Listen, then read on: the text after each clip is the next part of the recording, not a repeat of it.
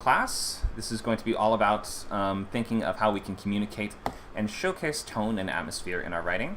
We're in a stage-style channel on Discord, so that means you do have to raise your hand if you want to be heard or if you want to speak aloud. So you can click that hand-raising icon to get invited to the stage, and then once you are on the stage, you have to click, or once you have been invited, you have to click this green button that says Accept Invitation in order to be brought up.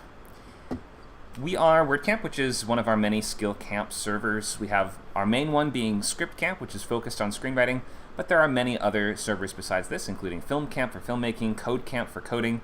You can see all the different options and different servers that we have here on this little menu. We have lots of free classes, table reads, script swaps, and writers groups that meet every week. We have about 100 hours of different events and classes per month, with new stuff being added all the time. We're a nonprofit that offers free and low-cost classes, workshops, and events for you to learn new skills and reach your life goals. I won't go through my own introduction now, but I will just shout out all the different script swaps we have going on during the week. Tuesdays at 5, Fridays at 11 are the main ones. Then we have Writer's Voice live readings of prose. Saturday at 7 p.m., Thursdays 10 a.m. These are all in Pacific time. And you can come by those to hear your peers read from their short stories, poems, nonfiction, and get feedback live. We have table reads for scripts 3 times a week, Sunday 2 p.m. and Tuesday at noon and Saturday at 3 a.m. Pacific time, which is our international time slot. So not a lot of Americans probably going to that one, but that one is going to be 10 a.m. London and a little bit easier to attend on the worldwide scale. So 3:30 Mumbai, 6 p.m. Australia, things like this. We have a big list of all the classes and events here. This is not a comprehensive list. There's plenty more, so check the events tab on any of our different servers, and you can see all the stuff that's coming up. Discord Bot Developers Lab coming to Code Camp, and Web Developer Boot Camp on Fridays. Novel Boot Camp starting in March, so late March. In the next 2 weeks, we will be starting our new Novel Boot Camp. That is going to take you all the way from idea to finished draft of a complete novel in about 12 weeks, or 90 days of writing. Is that 12 weeks? It's close, right?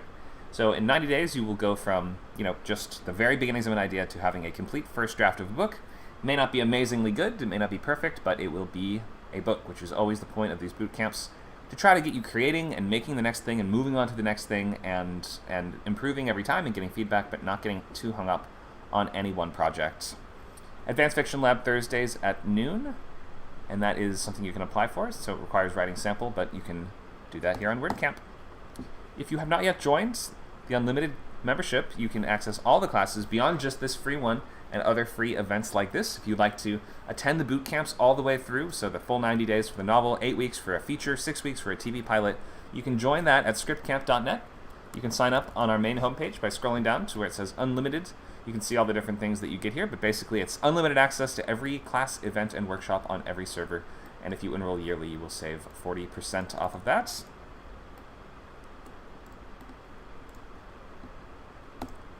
Okay, so let's get into our main topic for today, which is, I mentioned before the class started, kind of an exploratory one. This is a bit out of my normal purview of things I've taught and topics I've done before, in that we're really focusing on tone and atmosphere with an eye towards art. So we're going to be looking at and analyzing some paintings today, asking questions like, what is the mood here? How would we convey this in words? So what we're really doing is, although writing is not inherently a visual medium, because what we're doing is just on the page. Although we are reading it and looking at it on the page, you're reading it and processing information as its main way of sort of communicating its meaning and its narrative and its themes and everything else to you. So we have to kind of draw this interesting distinction in terms of writing, in that we are creating pictures in people's minds, right? In prose writing especially, that doesn't include illustrations or anything like this. The goal is for you to work with your reader so that we can help them imagine things as they, it's basically up to them how they imagine it. We can sort of help them to imagine the right things. Sometimes if you include less detail, then it leaves more room for the reader to sort of step in and imagine things on their own. We can give more detail to sort of leave less room for imagination, but to help sharpen and clarify that mental picture. But we might often ask this question: where do you draw the line between those? How much is just enough that the reader can imagine it on their own, and how much do you need to require for it to be the bare minimum for the reader to form the correct kind of mental picture of everything going on in the scene. Because if they can't quite picture the scene properly, they may not understand the action, it might be confusing, they might not understand just who is standing where or doing what, these just kind of basic things, which become really key to understanding like the action and flow of choreography in your book or things like this, especially if you're writing battle scenes or any other large, chaotic, confusing sequences. It can be quite difficult to keep track of all of that unless you have used just sort of that Goldilocks zone of just the right amount of detail to say where people are in relation to whom, and establish your scene geography, provide enough sort of details for the reader to be able to see in their mind what's going on, and then also sometimes, especially if you're writing in the more literary kind of mode, right, then sometimes among your goals in writing this book are to sort of do interesting different things with language, or to add a particular artistry to the way that you paint a scene, so to speak, the scene, in such a way that we aren't really focused on in something like screenwriting, for instance, where you can't really use those extra words because we value the economy of language and the clarity and brevity of that writing over the sort of artistic expression of it. So the point of reading a screenplay is usually we're not reading screenplays for prose or for the artistic merit or the artfulness of that prose. If a screenplay happens to have great prose, that's usually just seen as, wow, like that's an interesting added element to this that can make your voice kind of stand out off the page and things like that. But ultimately, it's not sort of the basic appeal of that because the screenplay is not the work of art. Legally, it's not even considered a work of art. That's why you can find so many scripts for free online that, nobody's really chasing anyone down for posting scripts for the most part. Occasionally that happens, obviously, for scripts that are under wraps or things like that.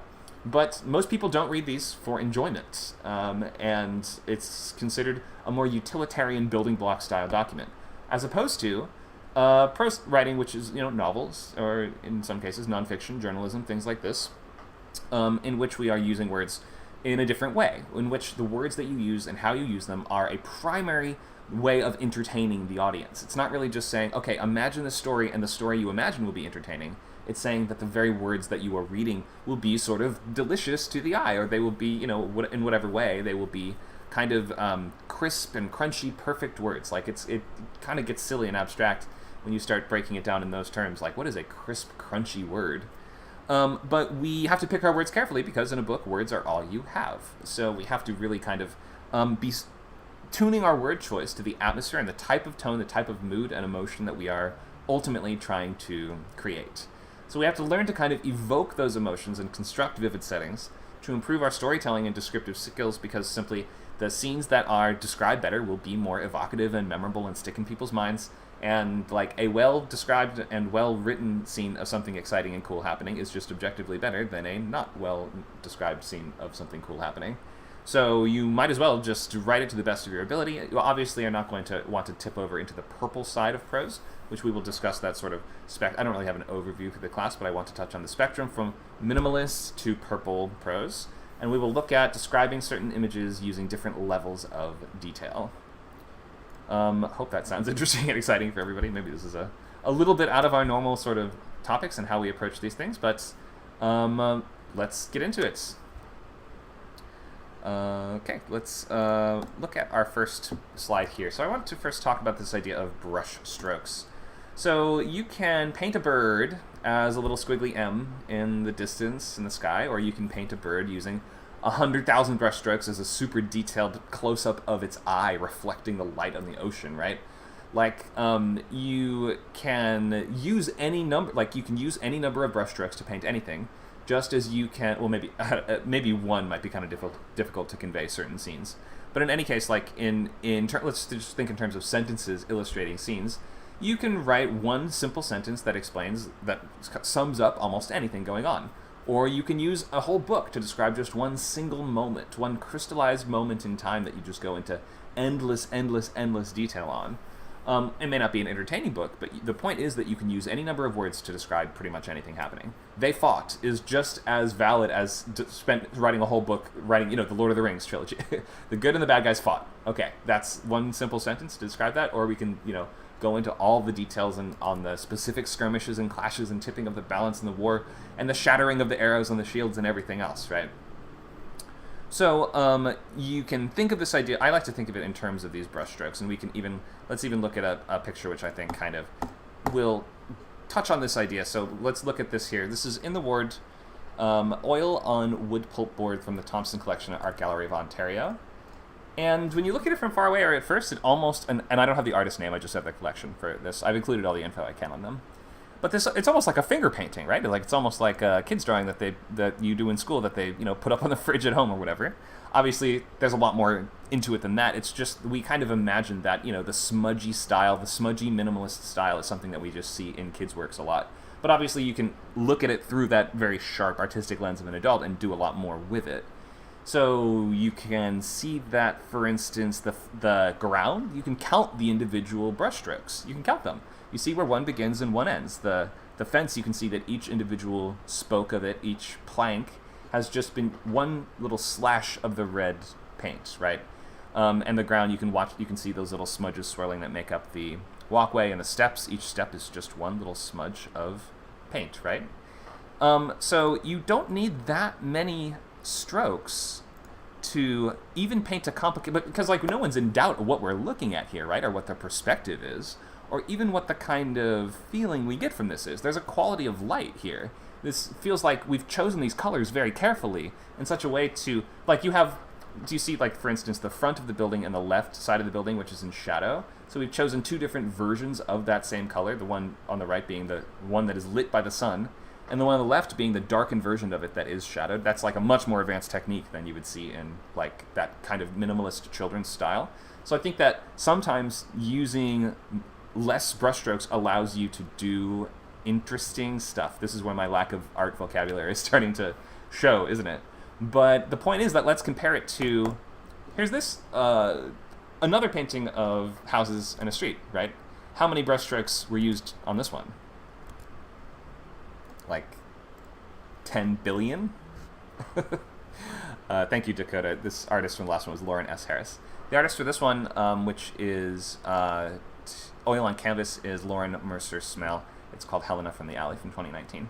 You can see them if you look really, really, really, really, really, really close. You can see some smudges and things like this, and just like the product of the brush on the board or on the canvas.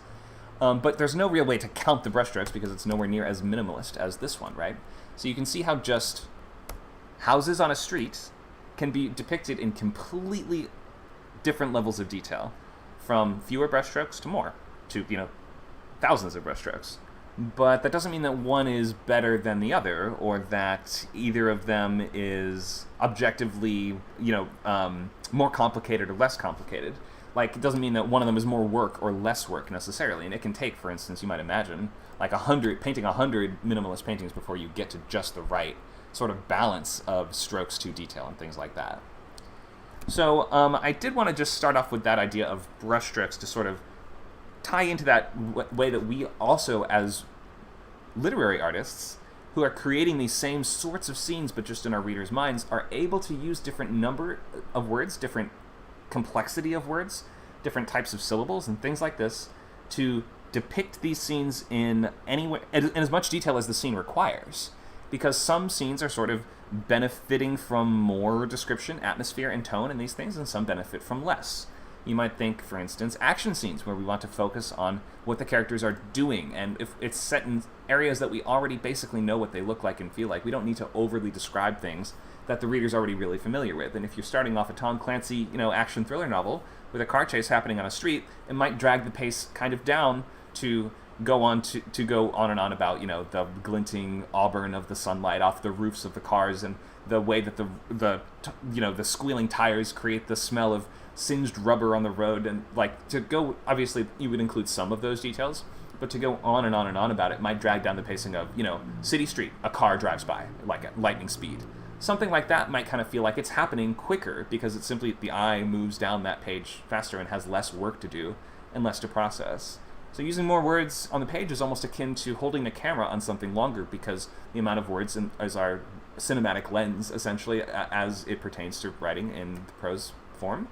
The more words you use to describe something, you might imagine the camera lingering on something more, and the reader being forced to spend longer with that thing. And with prose especially, we can't choose what we pay attention to. You can only read the words linearly unless you're writing some really crazy House of Leaves, kind of like non-traditional literature where There's, different arrangements of words on the page. Normally, in what is called ergodic, straightforward Western literature, not just Western, but in languages that we read left to right, front, top to bottom, then we can't choose what we focus on the way you could with a stage play, or the way you sort of could on screen, in that you can choose what you look at in the frame. With prose, you kind of are taking the viewer, so to speak, down a very particular path, and you're sort of telling them the details to notice in a particular order, right? Which means that it often sort of behooves you to start with the sort of main subject of what we're seeing before you start adding that extra detail, unless for some reason you want to obfuscate what we are seeing or perceiving in the scene. Or you could always do similar to cinematic techniques on the page, is just the detail that you choose to include or omit, right? In the same way that when a character emerges from a car in a movie, you could just show their boot emerging from the car. Or when a character emerges from a car in a book, you can't do that, though, right? Because we can't conceal their identity in the same way. But we could just describe him as the man with the heavy tread, or the man with the man with the rubber shoes. And then later we reveal who we were actually talking about there.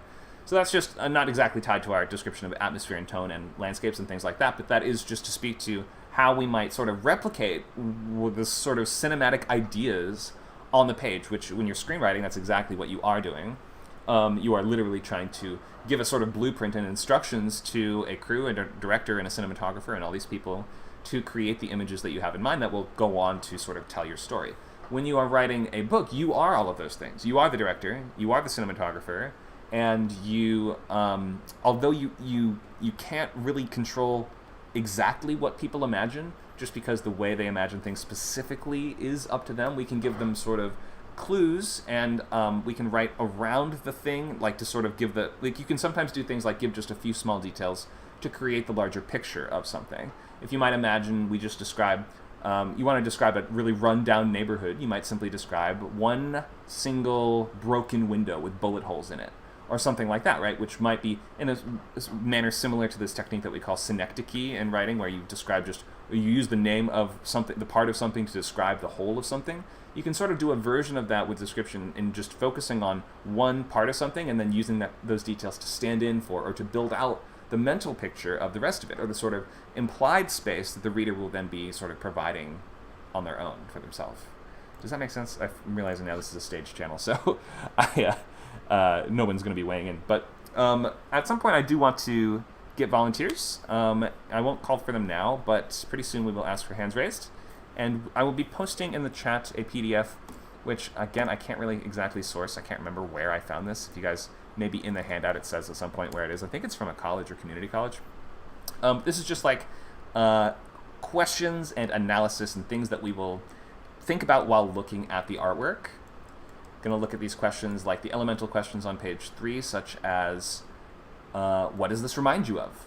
What are the connotations of this? What does it make you think of? What emotions do these colors evoke, and why? Just basic things like that. You don't have to be an expert. You don't have to actually have any advanced education in this. We're going to be asking questions like, what do you see here, and how does it make you feel, and why? Okay, so I want to just talk a little bit about the spectrum of minimalist to purple a little bit more, and show some examples of what is purple prose. And we're going to try to describe, and you don't have to make it exactly perfect, but we're going to try to pick which details would we focus on? How would we build out a description of this scene? And we're going to think about it in terms of in one sentence, in two sentences, and in three, in that sort of minimalist, purple prose, and right in the middle. Which is not to say that sometimes the one or the three won't be the thing that you go with, or the style that fits the way that you write a little bit more. But that is to say that just by thinking of the same description in 3 different levels of detail, or 3 different scales of detail, we can sort of cut out everything that we don't need and keep the stuff that works. So let's look at, I wrote this just stupid description of this spoon just to talk about what I mean by purple prose, right? Bathed in the soft luminescence of the kitchen fluorescence, a solitary spoon lay on the wooden expanse of a table, an unassuming harbinger of the coming breakfast. My reflection warped in its mercury surface, a circus clown in the tarnished silver mirror of a forgotten funhouse. The smudged sheen of its iron told epic tales of the flavors it once savored, now lost in the endless soup of time. It's pretty stupid, right? It's actually kind of funny if you had maybe one character that was sort of like this, But an entire book that was written like this would be maybe a bit much. And like to go into tortured levels of detail on small or otherwise like mundane details can be seen as purple. I don't really know why the color purple is the one that's chosen here. But in any case, purple means that you have used too many words, concepts, ideas, comparisons, too complicated words, and like too many of them in order to describe something. Yeah, Luke says, imagine how this person might describe something important. Exactly. So you might want to save the reverence. Like, I remember there was this, I forget which stand-up comedian said this, but there was this joke I heard once that was something like, somebody describing, these chips are awesome. It's like, are they awesome? What are you going to say when you see the face of God? Like, because you just used awesome for chips. So now where do we go? Like, that's a good question. What would this person who describes a spoon this way, how would they describe a war, or the meeting of a deity, or the emergence of an ancient spirit, or something like that, right? So it might be kind of difficult to infuse the entire book with this level of detail because it doesn't leave you many notes to play. If you're always playing at a 10, then it kind of, I'm talking in terms of music now, so we're sort of connecting this to all different types of art, but if you're always banging the notes the absolute loudest and playing the most intense part, like the whole song can't be the finale, it would just be like the whole story can't be the climax, and the whole of a book can't be, incredibly dense, detailed descriptions. Sometimes you have to move a little bit quicker through a scene, or get to the point faster, or find the character in it, and hone in on things that people care about, which are going to be, in a narrative, things like character, intention, obstacle, tactic, like those basic dramatic tools that will hook a reader. Like, this will help you. This is like the cinematography. The prose you use in a book is the equivalent of cinematography, in that it sort of beautifies the experience of that story, and it makes it more pleasant to sit through and to read and to watch.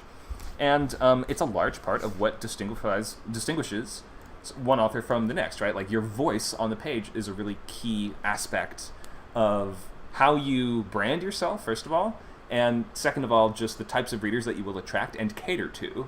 So you have to, like, pick your words carefully and decide the sort of tone you're going for. You can always just write whatever you want and see what... I actually do recommend this. I recommend, for a while, you don't really have to think too much about, well, how many words should I use? Just write whatever feels good to you. Whatever kind of comes naturally to you and whatever matches the tone and style of stuff that you read most often. You should be reading all the time and seeing the many different styles of prose out there, and you can always use that to kind of act as a yardstick to measure how you're doing in comparison to that. Like, I'm going to be writing like fast-paced military thrillers, but you have to kind of know if you're going to be trying to fit the mold of exactly what those normally look like, or if you're trying to change it somehow. Maybe you say, I write fast-paced military thrillers, but with a kind of literary approach. Like, that would be kind of cool to see, even. You just have to know that you're doing it, and you have to know that the readers would be like, wait, what is going on here, a little bit, as they read, your long descriptions of the shell casings glinting in the auburn twilight, or whatever it is. So, whatever choice you want to make is valid, you sort of just have to end up making a choice, even if you just want to experiment at first to find out what the best choice to make would be. Any ideas, questions, or thoughts on this idea of purple prose?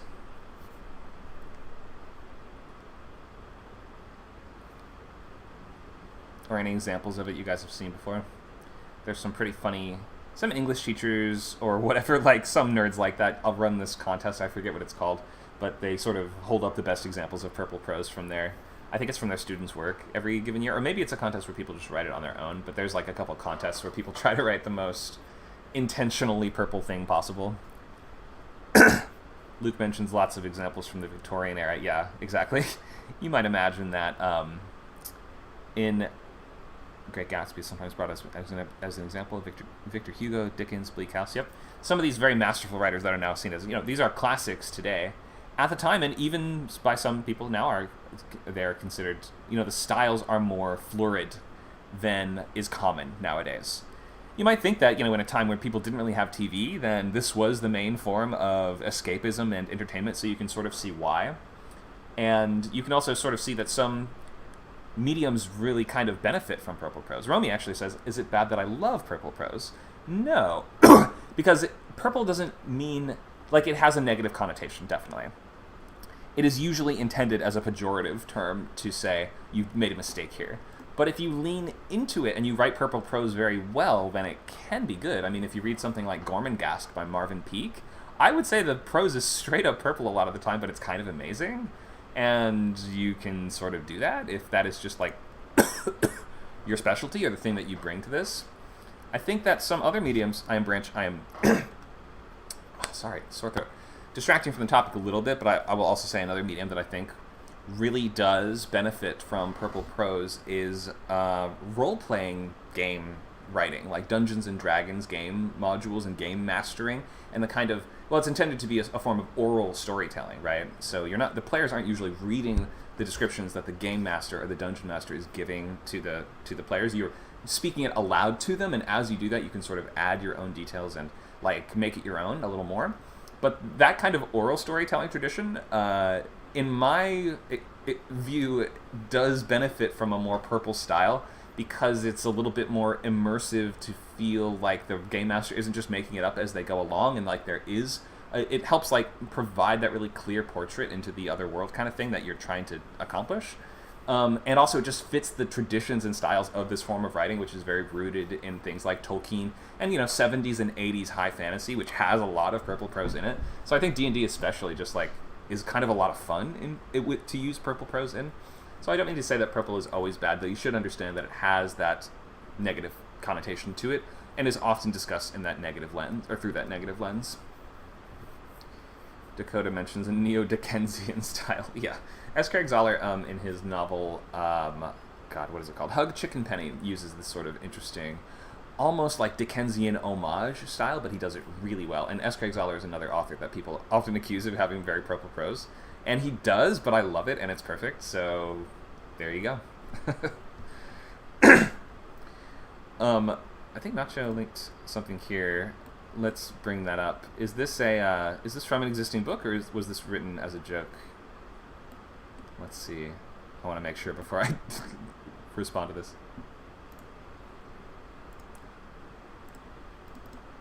Amanda McKittrick Rose, and I think it's one of the most purple things I've ever read. Great, let's take a look. And sorry, my headphone was not working for the first part. Did you say this is from a book? Yeah, it's from a book called Irene Iddlesley by Amanda McKittrick Ross. Got it. Okay, so a novel. Yeah, let's bring it up.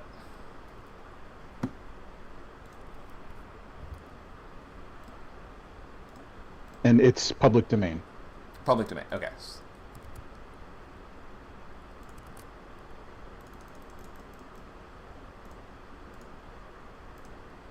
Gosh dang, I'm already seeing some real heavy words in here. Okay, let's take a look. The December sun had hidden its dull rays behind the huge rocks that rose monstrously high west of Dunfern Mansion. Not so bad so far, doesn't feel purple to me yet, seems pretty good. And ceased to gladden the superb apartment Sir John occupied most part of the day. Okay, now we're ceased to gladden the superb apartment. They had withdrawn their faint reflection, they meaning the sun's rays, had withdrawn their faint reflection from the mirrored walls of the solitary chamber to brighten other homes with their never-dying sheen, as the dull grey evening advanced to such a degree as to render a look of brightness imperative to the surroundings of its sole occupant. Wow, that was tortured. Sir John requested that his favorite apartment should be made bright as possible by adding more fuel to the smoldering ashes within the glistening bars which guarded their remains. This is... Okay, never mind, I changed my mind, I love this. This being done, 3 huge lamps were lighted and placed at respectable distances from each other, when Sir John, with his accustomed grace, began to peruse some of the evening papers. Though a man of 40 summers, he had never yet entertained the thought of yielding up his bacheloric ideas to supplance them with others, which eventually should coincide with those of a different sex. In fact, he never bestowed a thought on changing his habits and manner of living, nor, until fully realizing his position of birthright, that it had been treasured by his ancestors for such a lengthened period, and which sooner or later must pass into strangers' hands, did the thought ever occur to him of entering into the League of the Blessed. What? That last sentence was such a complicated I think he's talking idea. about the reason why doesn't have a girlfriend. Is that the League of the Blessed? People with partners? Is that what the people? Yeah, getting married. Or Okay. because he said he hasn't entertained the thought of yielding up his bacheloric ideas. Right. He had never... God, let's try to even decipher what that means. So he never bestowed a thought on changing his habits. Okay, so he never thought about cleaning up his act. nor until fully realizing his position of birthright.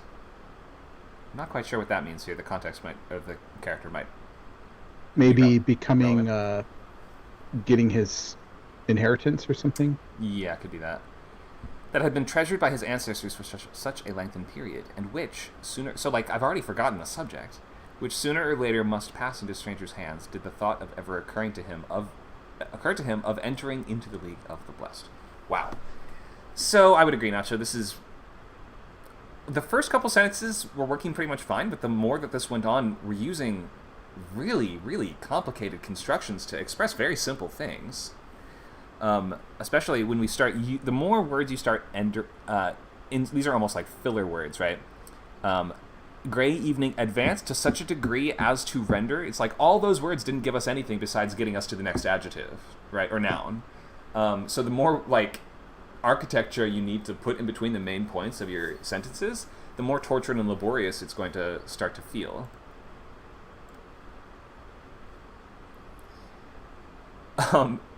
Thank you for sharing this. Anybody else have examples of interesting prose that they would like to share, or examples of stuff like this you've seen before, or any questions about this?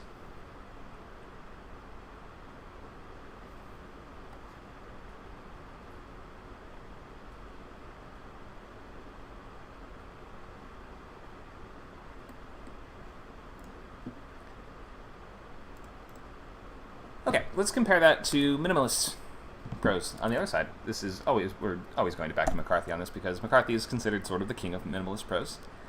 And this is a book that does sort of the opposite, which takes huge concepts, and although there are sequences where he does sort of go into his classic McCarthy, really, really, really detailed and dense diction, or not diction, but word choice and concepts and things like this. Sometimes also it will be a sentence about somebody reckoning with all of human creation or whatever, and it will be as simple as, well, he unscrewed a can of beans. Let's look at the description here. He screwed down the plastic cap and wiped the bottle off with a rag and hefted it in his hand. Oil for the lamp, to light the long gray dusks, the long gray dawns. It's kind of perfect sometimes to use less brush strokes as opposed to more. You can see how one is not better. You can use very few very well, or you can use few very poorly, just as you can use a lot of them very well.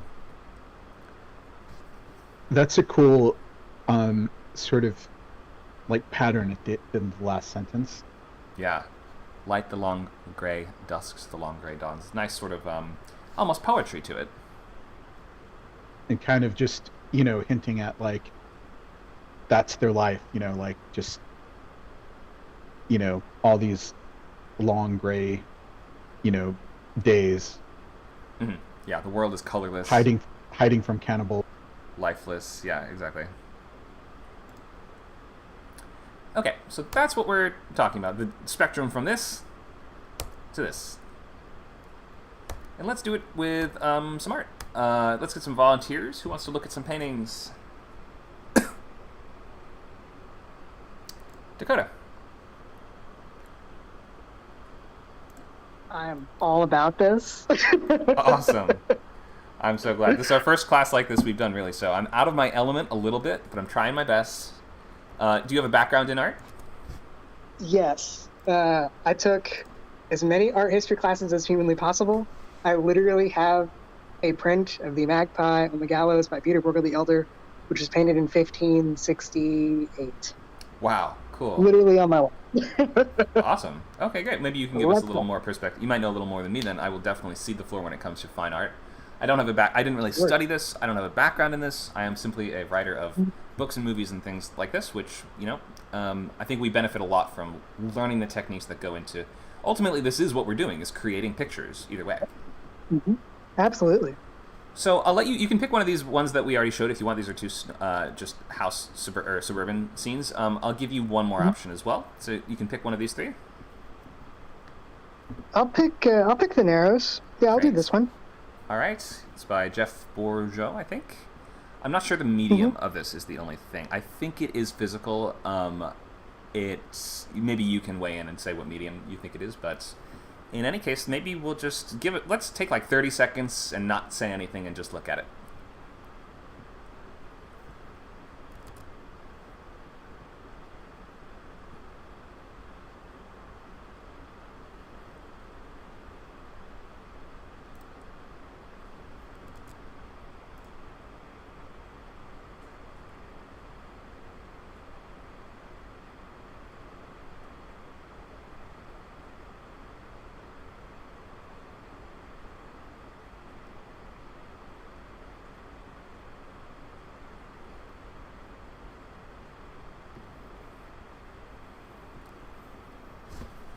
Okay. Now that we've all had some time to look at the painting, I realize normally you're supposed to spend longer. I think in an art museum or something like that, you would spend longer looking at it than just this. But to make sure that we get to all our volunteers and are able to go through the slideshow, let's just wrap up in the next few seconds. All right, Dakota. What do you see? What do you like? What do you notice? What do you feel? What are your first thoughts? So my first thoughts is that this is a very claustrophobic painting. We're starting out very wide, but the leading lines suggest that we're going toward a narrow path, hence the title. The composition is slightly off. It's not perfectly center. We're not exactly going immediately in the middle here. We're going slightly off to the right, which suggests that we're not really supposed to go in this direction, but it's the only direction that we can go in. The dark forests that flank the left and the right, there is something peaceful, but there's also something ominous because you have different forests here. One is more pine, the other is more deciduous. So they're painted in different styles. So there's definitely a different kind of world being set out here. There is a journey of the unknown as we go narrow, but we see the big clouds. So we're like, is it an expanse? Is it a waterfall? We don't know. So it invokes a very similar kind of feeling as to what you would find in paintings of the Renaissance period, where you had the Young Martyr, for example, which is a painting that is very dark. This is a very light-colored painting, but I'm not feeling happy with this. I'm feeling very close-knit and unease with this. Interesting. What do you think? So that you mentioned the colors a little bit here. What are the colors kind of make you feel like? Is there maybe like a season or a temperature you can feel with this? Sure. I feel like this is late summer, early fall, just based on the use of orange and yellows. I can imagine, this might be leaves, or it could be, dead grass or something like that. Since these are pines, they're most likely evergreens, so they're never going to have anything that's falling. But there is, that kind of tinge of orange there. It's definitely in the evening time, based on the color of the clouds, because if you look at clouds and where the sun is, they would, be that color if the sun is really low in the horizon. So it's either evening or opposite, early morning. It's one of those two. And so I like that you also mentioned this I think the title of the painting does give us a little bit of a clue here as to the focus or the focal point of this. We could almost say the subject, because in a landscape there isn't necessarily we might imagine there to be, if you're painting a person, the subject is obvious, right? But in a landscape, it's sort of like you might pick a focal point or something that is so we have the narrows themselves in this kind of pass, or this kind of path, the emergence from where this river widens out and then opens up again, right? That sort of horizon line, that little spot in the distance there. To me, that sort of does seem like the focus, like if this was a painting of something, it's a painting of that. I don't know if that is off the mark for how people talk about subjects in paintings, but to me, I think that when we're describing a scene, we have to start somewhere, right? Because we can't do this thing of just showing the whole thing all at once. We're writing linearly. So where would you sort of start when you were describing this scene? I would start from foreground and then move inward, because that's what our eyes are doing. So I would start with the very wide and then narrow, pun intended, in. Sure. So you start with the water? So, yes, absolutely. Start with the water. Start with where the banks are in relation to this. We're veering to the right, because that's the right bank is closer to the left. So, yeah, I would definitely start with what is most closest to the eye.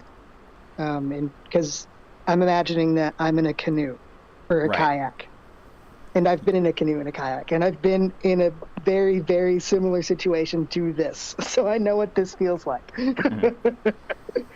So we might, if you yourself are the subject, that also helps us start with the describing the scene Yes. as well, because you think, well, where's the character? And if the character is Right. on the water in the boat, then you might describe them like approaching this scene by saying, I approached a narrow bottleneck between two opposing riverbanks, right? Right. And how would we continue to build from there? So if we just had one sentence, we would say something like, I'm just going to throw out there, I paddled through the cool, still water towards a narrow bottleneck flanked by two sharp black. I guess you would say they're like rocky cliff faces. I guess they're more cliff faces than riverbanks, aren't they? Yeah, by two, let's say, rocky outcroppings or something like that. And then if we were to continue to expand, so now you've placed the character in the scene, we have this point of focus and where we're starting. If we're on the boat in the water, we now know where the character is and which direction they're heading and things like that. What would you describe next? I would describe, is there any kind of, are there birds chirping? Is there something going on that is around? Is there nothing? Is there the stillness of the paddle going, just cutting through the water? It could be something very serene like that. So I would pick something along those lines, something involving sound. Great, yeah. So sound, and we can obviously, if you have a character, you've placed a character in the scene, so we can use all of their senses to describe the place as well, including the feel, the atmosphere, the temperature, the crisp bite of the air, or like the warmth of it. You have sound, or you mentioned lack thereof. So whatever sound you would be hearing if you were in the scene as well. Are there any other things that we would want to? What about our purple prose? How could we go even further? Oh boy, purple prose. So the sky is this kind of orangey, like the clouds are kind of orangey. So, one of my favorite words is vermilion, even though that's closer to a burnt orange reddish. I love it. It's a great word because that's what that means. It reverts to the color of the thing. Mm-hmm. So you could reference the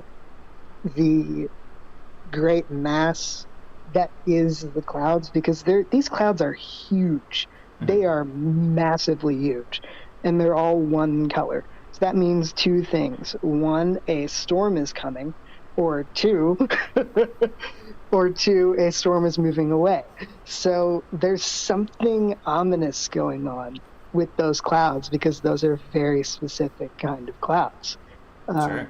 So I would go in that direction too, like what's coming.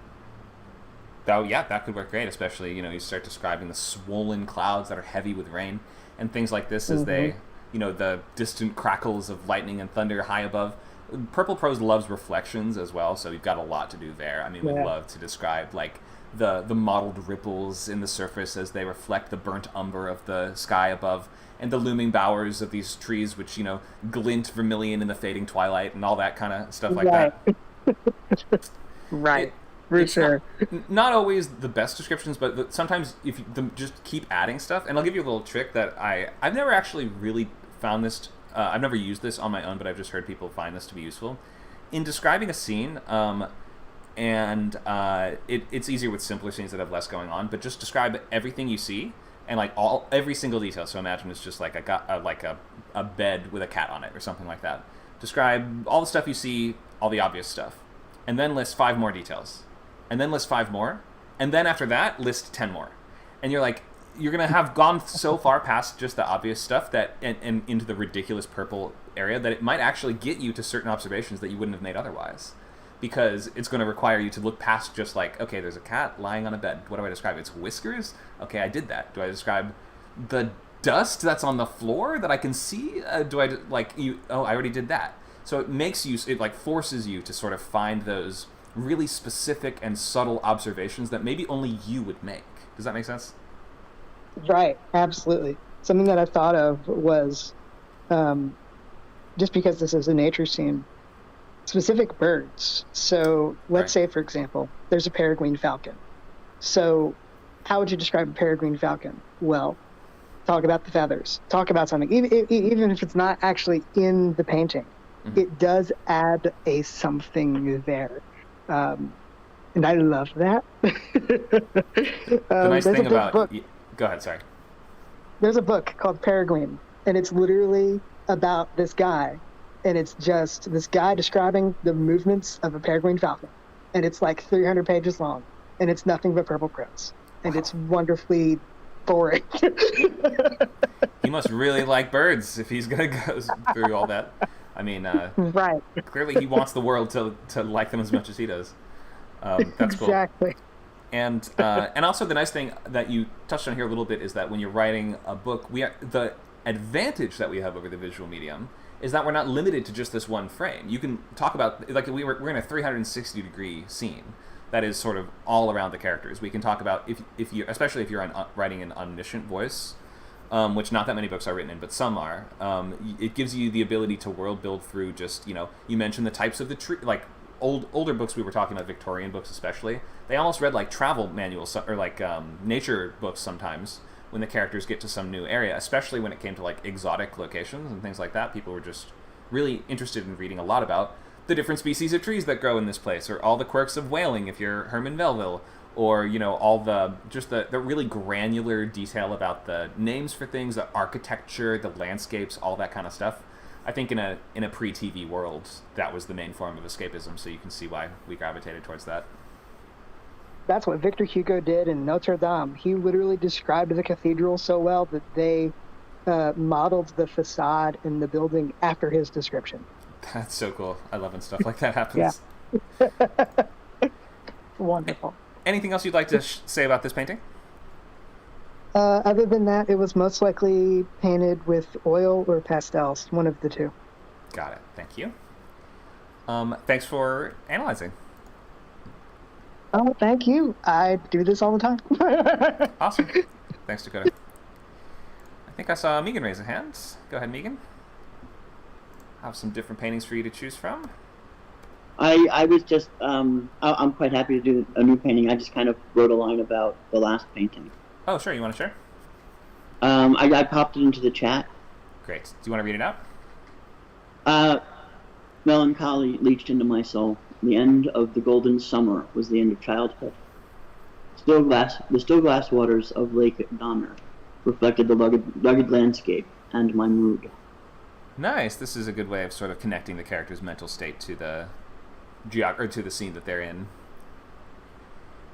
So let's pick a new painting. I'll give you two choices. So we're doing a lot of the paintings without people in them. We're mostly doing scenes, and you can imagine a character in the scene if you want to. Oh wait, that one. Why did I just say that I do a painting with people in it? So I do have this Rockwell of nice summertime drive, and then I have this kind of spooky, mysterious, perhaps comforting, snowy nighttime scene. Mm-hmm. What do you Okay. think? Which one do you want? I want the drive. The drive. Okay. So let's Yeah. start just by taking a look. This is, and I don't have the year or the medium for this one. I just have the artist, but I assumed that it'd be easy to find which specific Rockwell this was, but then I googled it, and just in the time I had, I did not find the name of it.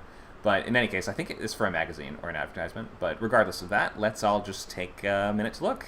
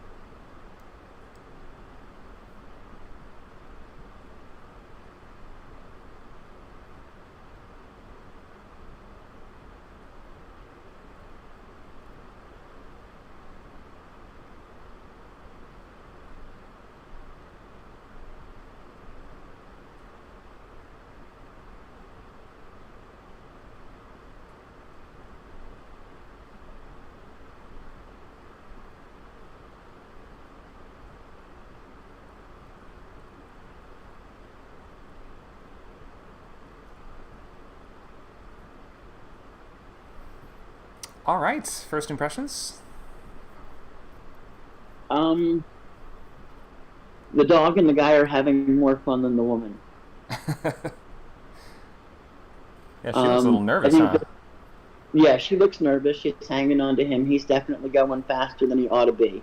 The dog is digging the whole thing. Definitely. I get the feeling he's trying to impress her in order to get her to sort of have a little bit of a fright. You know, like look how cool and fast and awesome I am. The dog is just enjoying itself. Mm-hmm. And I think that it probably has a small commentary going on in its mind, like this is like the third broad he's had out in the car this week, out in the country. Very possible. Yeah, you get the sense of movement. Not so much. You know, I think that he kind of, in a way, lost an opportunity to do something with more of the people's hair, but you can still see that the dog is definitely got that. We're moving kind of quality to it. Yeah. The way that the car itself has been, made less distinct on the outside as though it's passing by. He has blurred almost a little bit. Yeah, to give it a sense of movement and speed, which is quite nice. This is actually quite loose for Norman Rockwell. Did you say loose? Yeah, for What Norman does that mean? Rockwell, this is actually quite loose and fluffy. Like, his stuff tends to be super friggin' tightly detailed. Oh, so you mean loose? And can you maybe explain? Just I'm a newbie with the art stuff. Maybe you can expand on that idea. The brushwork is not quite so tightened down so that every little detail is visible. Normally, when you look at a Norman Rockwell, Mm-hmm. they're very, very precise. You know, every texture on a tree is normally articulated. So here he's one, he's sort of having fun with it, and two, he's also showing that sense of speed by using the sort of faster and looser brushstrokes. Just like we do in scenes, that's right? not really. But that's not really. I mean, in terms of like literary expression, that's not really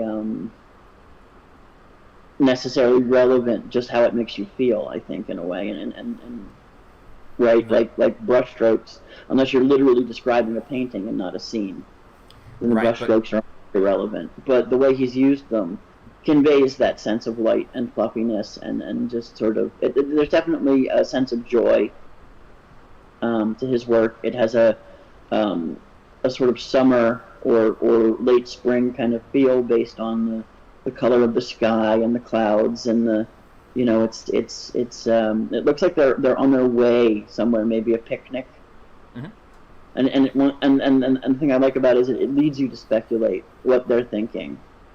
You know, why is Bill driving like an ass? You know, and whatever. Sort of. It makes you want to get into the heads of the characters and speculate as to what it is they're thinking about. In addition to sort of giving you the feeling of, they're out of the city, they're into the fresh air. And maybe that's a big thing, the ability to drive out to the country, to get away from the responsibilities of work. Yeah, maybe if we could boil it down to one word that describes the primary emotion of the piece, would you say maybe something like carefree, sort of? I mean, obviously she. Yeah, I would have said joy, but carefree also works. Weekend. A weekend, yeah. So that kind of weekend makes you. How does a weekend make you feel? I guess would be the question, right? Free. Free, yeah, free, worry-free, casual, letting loose, cutting loose. Yeah. How would we? Could we evoke different emotions from this in a different color scheme? Imagine like the same scene, but what if we wanted it to portray a more sinister vibe? How would you kind of consider it, painting it differently? Oh, ominous storm clouds. You're going to get rained on. Mm-hmm. You can what sort of like what might be either mountains or a placid ocean sort of thing in the background could easily be a raging sea. Mm-hmm. So darker colors, I think we normally do interpret as sort of always indicates more usually sinister. Yeah. Mm-hmm. Whereas bright and colorful usually means more happy, joyful, carefree, and things like this. And What if we wanted to give it? Go ahead. also, which colors are sort of jewel toned colors and bright colors are often put in children's things. I mean, they've changed that recently. I don't know why, but because they respond to those colors. So it's the type of colors that harken back to childhood, right? The bright red, the bright yellows. Bright colors just kind of make us happy, I guess, in a way, right? Like, we associate them with happiness because to some degree they do sort of, I guess, if they make children happy, that proves that they sort of make us happy as a whole. What if we wanted to give this a somber or sad or reflective mood? I would, if it was me, tone down the colors, gray the colors down. Take the light and make it less bright. Right, so you don't necessarily need to create a sense of ominous. You don't have to go as far as storm, but overcast gives a moody feeling. Right. Maybe drizzle, kind of, not necessarily an impending danger, but just an overcast kind of gray afternoon. Probably less speed, maybe less speed. Like if there was less speed, hurry, less urgency. Yeah. Also, if you want to, if you want a feeling of that, then the physical position of the characters. Right. They could be staring out at the sea. Right. Dog head down, ears down. Woman not actually touching the man, but maybe leaning away from him. Definitely. Right. That gives them more. Oh, and I say this, and it starts pouring like friggin' crazy outside my house. Oh, that's a fun coincidence. There's a really strange timing there. Raining a little here in LA too this morning. Okay, just probably came up. It worked its way up the state. So. Anyway. Yeah. Let's think in terms of our minimalist to purple prose descriptions of this. Let's go back to the world of describing in novels and prose and all these things. Maybe you can it doesn't have to be perfect, but how would you just give kind of a one sentence to sum up what's happening in the scene? One sentence? Yeah. Dear Lord, Bill, do you always have to drive so quickly? Well, that would be the dialogue that the characters are saying. But what if we're watching? Yes. We're trying to one person of the scene. thing. All right, let me try again. Let me think.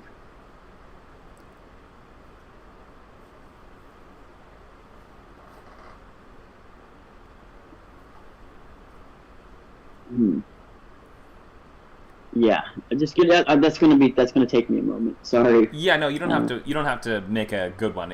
We are just trying to. I guess the purpose of the exercise is to sort of think, how would we sum up what we're seeing here? So let's start with what's the subject. So are we going to say the subject is a family? Is the subject the car? Is the subject the guy? Who do you want to focus on?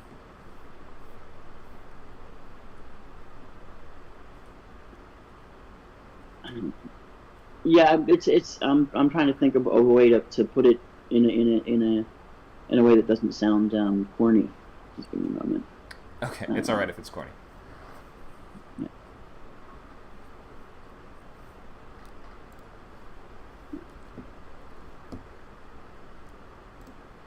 Every weekend they drove to the country for a picnic, and every weekend Bill drove too quickly. Okay. So this is sort of giving a little backstory, a little context. Okay, thanks for that. So we're just describing the trip that happens. So your one sentence version is just saying, some people take a trip with a car, or summing up just the overall picture of what's going on here. Let's add a little more detail. So maybe let's think if in 2 sentences. And again, don't worry about as much about the backstory, but just as much as the visuals of what we're looking at right here. We're trying to paint and evoke this specific scene. But how would you add a little more? What would you describe next? The red car raced through the countryside. The wind blowing through their hair. Great. There's the speed and the motion. Mm-hmm. Yeah. Awesome. Let's get purple with it. Add even more. Go too far.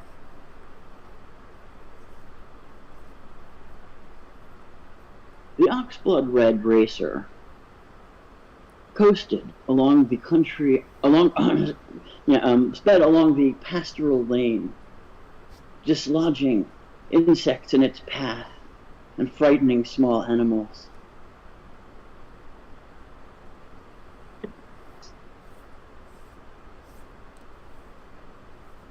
Its inhabitants, a woman modestly dressed, a man of working class origin, and a sheepdog who'd never seen a sheep. All three were inextricably linked in their plans for a picnic. That was almost kind of lovely.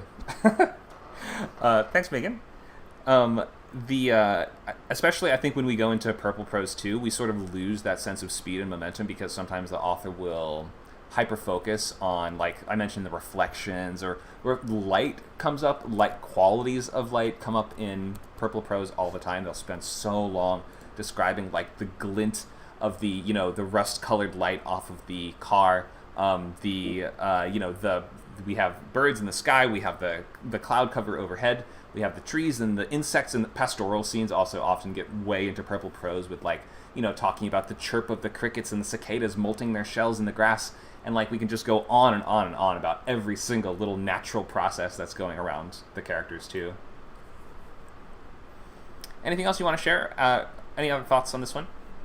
No, but thank you for having me on stage for a bit. It was fun. Sure. Thanks, Megan. So let's go to, we will do more of these. I'll choose another volunteer, but I just want to bring up some of these questions that I was looking at from this handout and things that we can think about. So we're starting with just looking at it and thinking, what are our overall first impressions and what does it just kind of make you feel to begin with? And then we are asking things like, what color scheme is used? What kind of impact would this artwork have if it were in a different color scheme? What emotions do these colors evoke? Is there high or low contrast? Is the overall scheme warm, cool, a mixture, or why? That has actually come up a lot. I want to go into this question also, where does your eye go first and then next, and what draws it there? So we're going to talk about things that sort of draw the eye, because that does sort of tell us, usually it gives us a clue as to what we would describe first, because the thing that your eye is immediately drawn to in a scene is often what we want to start with, because that helps ground the reader in, okay, you're looking at blank, you're looking at a carnival scene. Now let's go into the detail on one of the clowns, whereas if we just start on one clown, we may not have the full picture of what we're supposed to be imagining altogether. We may not have the atmosphere of the moment if we start on just a description of a guy.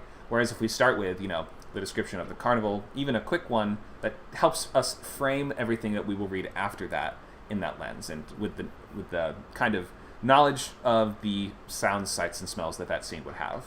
So it's helpful to set the scene first by giving us the overall picture. What is the first sort of thing that your eye goes to? And then we might ask, do any lines, edges, colors, or shapes create a continuous path for the eye to follow, which is sort of also what we're doing. You might imagine, where does the eye go in terms of, well, what details would be most relevant to describe next? If we start with the circus, then we narrow our focus to the clown, we might start on the most noticeable or attention-grabbing aspect of that clown, right? Which might be the first thing you saw when you think about Sparky the Clown was his big red nose, because that might just be sort of the most obvious or apparent thing about that. Okay, let's get another volunteer, and we'll draw off some more from these questions. I think I saw Luke was the next to raise his hand.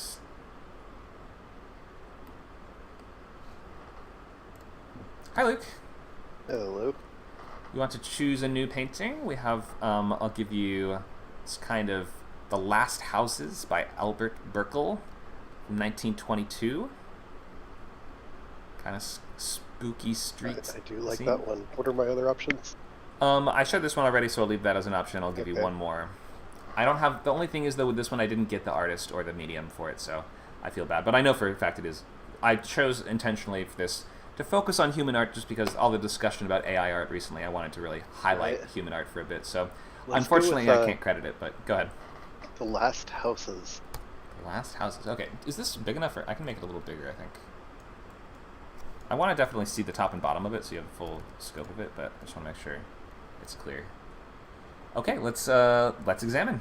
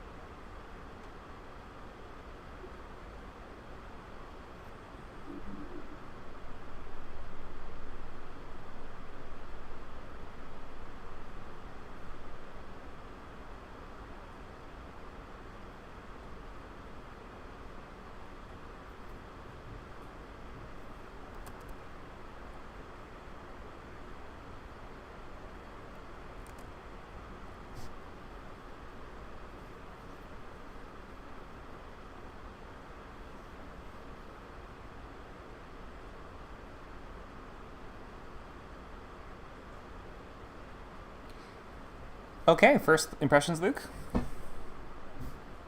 First impressions are it's cool. I like it. It's intriguing. It's dark, mysterious, whatever. It's all the things I like. And I don't know, angular, vertical. I like that as well. My eye is immediately drawn to like the figure. I guess instantly, that's the first thing you want to pay attention to. Is like, okay, there's a figure with their back turned. Mm-hmm. Then maybe the street light. My eye was instantly sort of pulled up to the sky, I guess, like the weird clouds and like the just harsh, I don't know, angles of the skyline. And then I was sort of like drawn down by these stairs to look at like all these like shadows interplaying in the windows of these last houses, I guess, sort of the subject matter of the whole painting. And then I was drawn back to the figure, and I noticed there's like a black shadow in front of her, and she's holding a child that's completely in shadow. That's So, how I interpret that too. That's exactly uh, what I thought that was. I wonder if everyone interpreted that the same way, but that's what I thought. yeah, I guess it doesn't necessarily have to be a child, but it my brain wants to make it a child, Yeah, definitely. the pose would make sense, and the way that she's holding it would it does seem that is the case. Yeah, that's pretty grim, pretty grisly, pretty dark.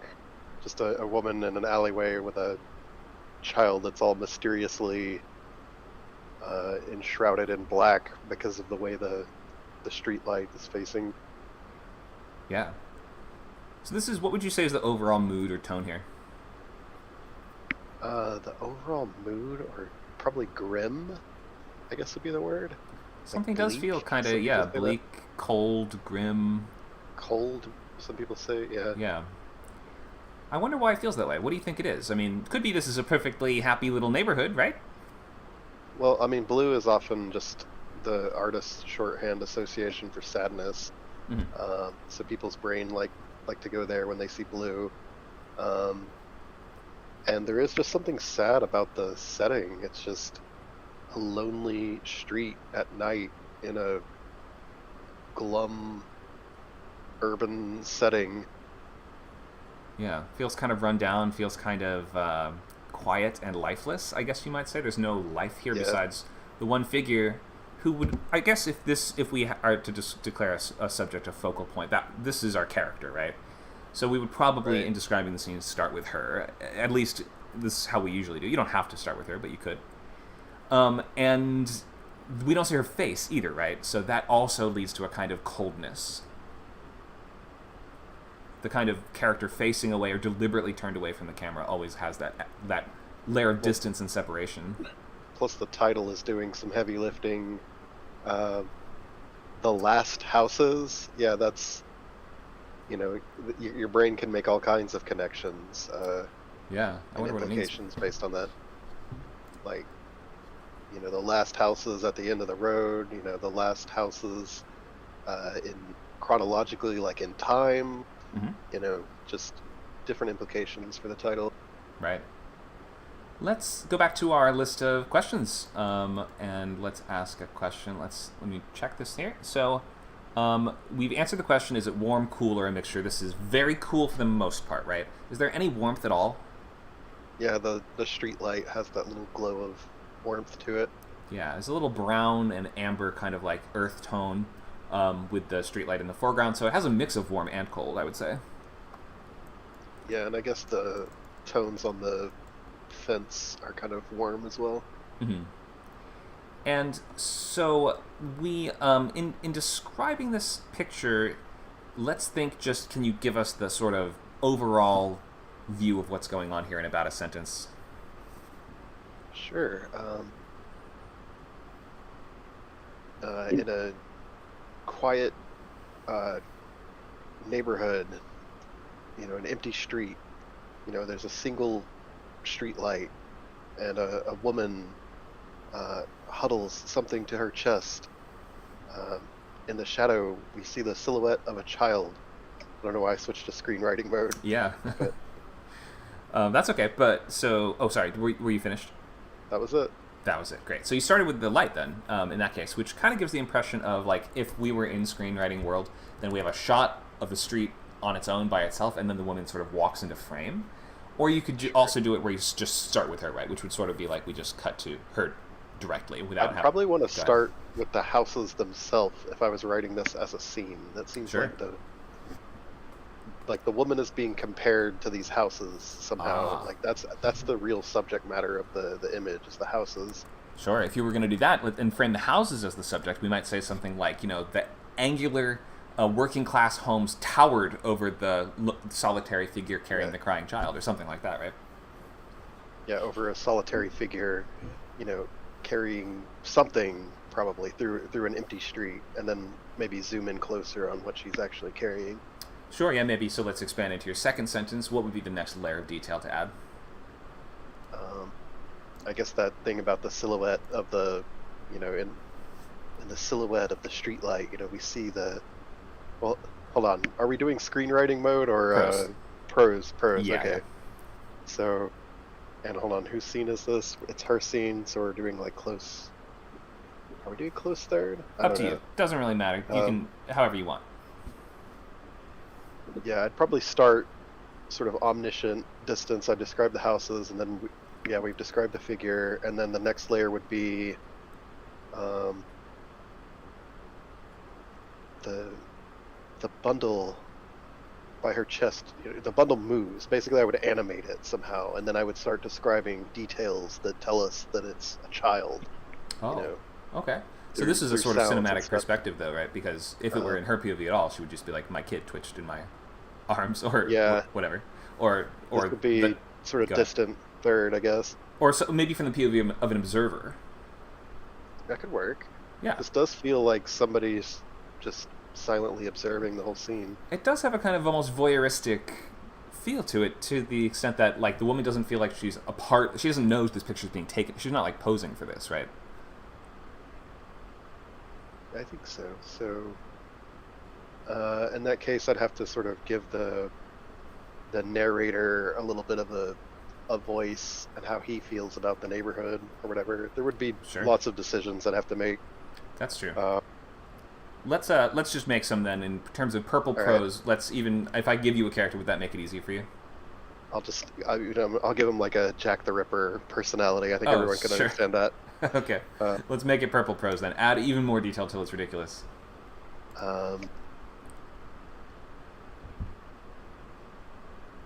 Sorry, I gotta clear my throat.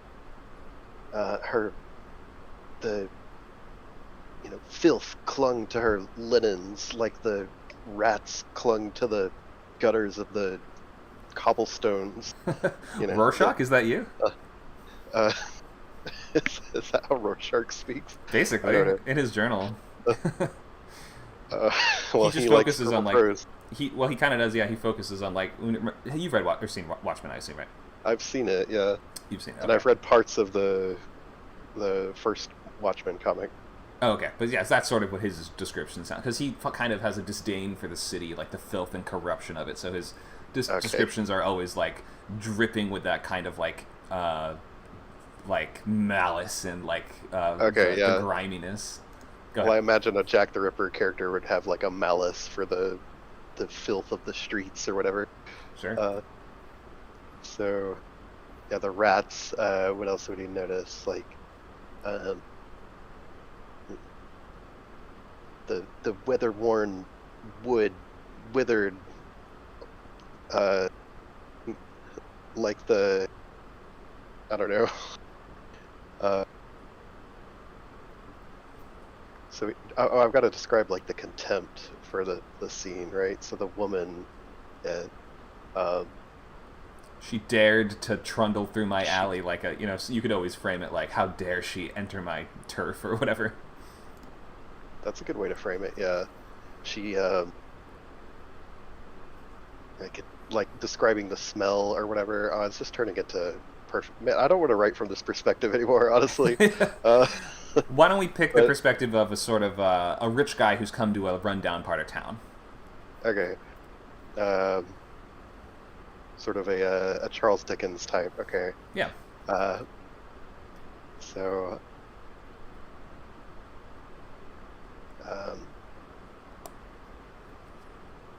I saw her in the warmth of the streetlight, you know, uh, a suckling, huddled at her breast, and I felt a chill, through my Scrooge-like heart. I don't know what word you would say.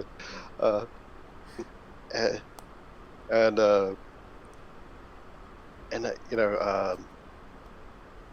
I don't know what I'm just adding layers to the woman rather than the buildings and the scene itself, which would Yeah. You might say something like, if we're focusing on the scene, you could always go the direction of, she trudged courageously through the shadow of that looming, citadel, which to her it's like, no, that's where I live. But to him, it's like a creepy, unsettling, gross, bad, abandoned house, right? The soot-strewn citadel of sourness. Citadel of sourness. Yeah. That sounds like where, what's his name, Lemon Grab would live. But I realized, as she trundled by the oaken fence, I realized she was not afraid of this place. She knew its nooks and creases more than I knew the nooks and creases of my ink-worn journal or whatever, There you go. You got there. I think that works. Okay. Good job. So yeah, this is a good way of sort of tying into what we're always talking about in terms of point of view and how the description that you're using. We of course want the visuals to know the scene that we're describing, but the person that is doing the describing often colors the specifics of that sort of narrative cinematography that we're doing with our word choice, right? Because we might imagine that if we're filtering it through that character, then that character, how they see the scene is sort of how we want the audience to see the scene.